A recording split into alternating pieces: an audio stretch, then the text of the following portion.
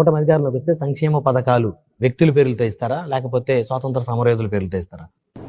So నా కోరికైతే స్వాతంత్ర సమరయోధుల పేరు తెస్తాం. ఇప్పుడు ప్రధానమంత్రి గారి పేరే ఉంది. ఎక్కడ కూడా మీరు చూడండి, కేంద్ర ప్రభుత్వ పథకాలు కూడా ఇప్పుడు నరేంద్ర మోదీ జల్ జీవన్ మిషన్ ఉండదు.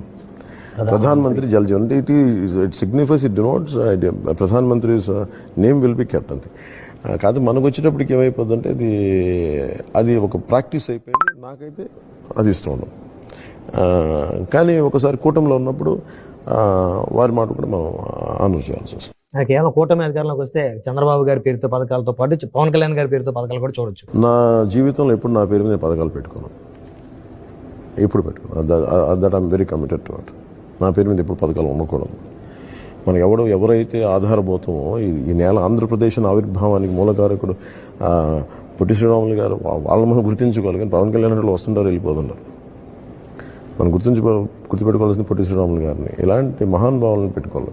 బూర్గుల రామకృష్ణారావు గారు రెండు రాష్ట్రాలు ఏకమవడానికి తెలంగాణ ముఖ్యమంత్రిగా పదవి త్యాగం చేసిన వ్యక్తి. అలాంటి వ్యక్తుల్ని మనం గుర్తించాలి, గౌరవించాలి. ఇప్పుడు for example Telangana Andhra highway ఉందనుకోండి, మనం ఏం చేయాలి? బూర్గుల రామకృష్ణారావు హైవే పెట్టాలి. దాన్ని అలాంటివి పెడితేనే కదా సరైన సంకేతాలు పంపినట్టు అవుతుంది. నేను మటుకు వ్యక్తిగతంగా నా పేర్లు పెట్టుకుని నాకు ఇష్టం.